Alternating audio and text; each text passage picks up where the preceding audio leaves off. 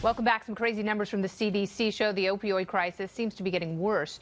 A new report claiming opioid overdoses increased by nearly 30% between 2016 and 2017.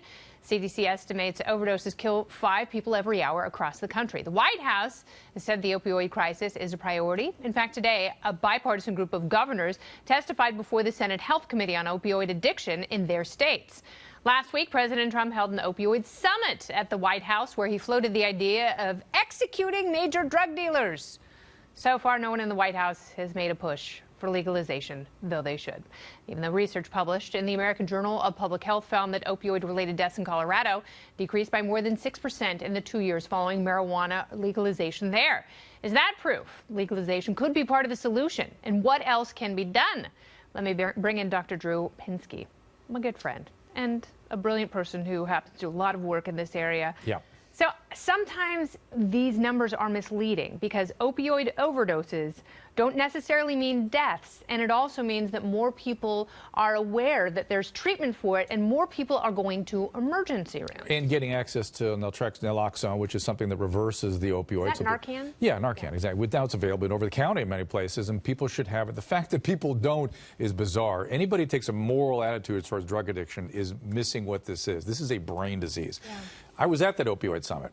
There was no discussion about executing drug addicts or drug dealers. That is bizarre that the press reported that, Kennedy. I cannot tell you. We had an entire afternoon of extraordinary exchange, great ideas. For the first time in 15 years, I found footage of myself screaming on Larry King when Heath Ledger died, that this is the beginning of a tsunami. No one's listening. Nobody's getting it.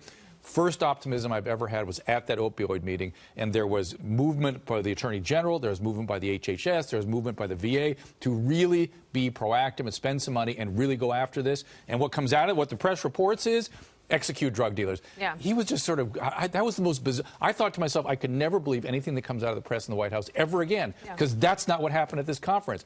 I was optimistic leaving that conference. Yeah, and it does a great disservice if that's where we take the conversation. If it's about the war on drugs, if it's about criminalizing behavior, because you're absolutely right, you know, and we talk about criminalizing, you talk about moralizing. No. Because a lot of people like Jeff Sessions are on a super high horse about marijuana and other drugs. Yeah, look, he is marijuana didn't even come up in the whole conversation. We've got a problem with doctors prescribing opiates, drug dealers bringing in fentanyl and carfentanil and heroin.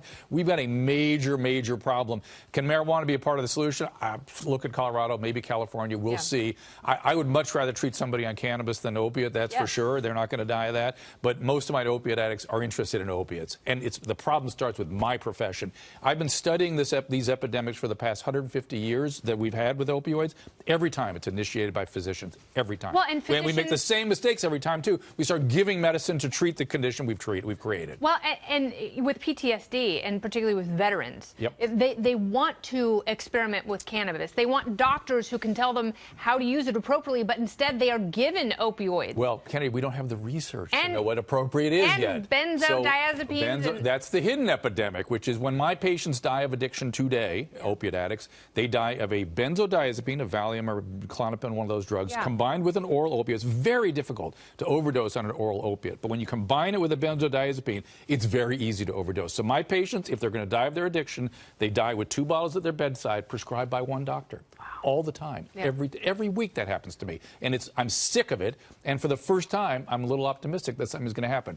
I didn't hear Jeff Sessions moralizing. I've heard him talking. I've heard him moralize an awful lot about marijuana. Well, and let's just get rid of that. Don't worry about marijuana yet. Don't confuse it. We got to get this opioid thing under control. I understand that, but we also have to look at things differently. Come back to California, where it's going to be legal. It's legal. It's not an issue in California right now. We have to have a paradigm shift. We have to look at how we treat pain differently. We have to look, where does pain originate? Because there are some major issues there that we don't tackle in this conversation. We talk about locking people up in cages and changing and ruining their lives when they make consensual transactions. Correct. And does that treat their illness? No. So listen, we went through an epidemic where physicians were going to be imprisoned or fined severely, not as a malpractice, but as a criminal act if they didn't treat pain sufficiently.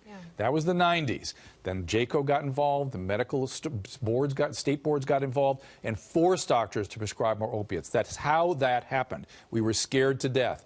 we need to be scared that we're prescribing too much. Equally, the other side to start to tamp this down a little bit. And then we have to deal with the fact that once somebody's been addicted by a pharmaceutical agent, when you cut them off, they're going to go to the street. That's where they're going. They're an addict now. They're going to find a way to their drug. It's cheaper to find stuff on the street. The problem with stuff on the street, you don't know what's in it. That's when people get way more fentanyl because you can't see the ingredients in the syringe. Dr. Drew, thank you so much. Come back soon. This is a great conversation we have to continue. We'd love to. Thank you.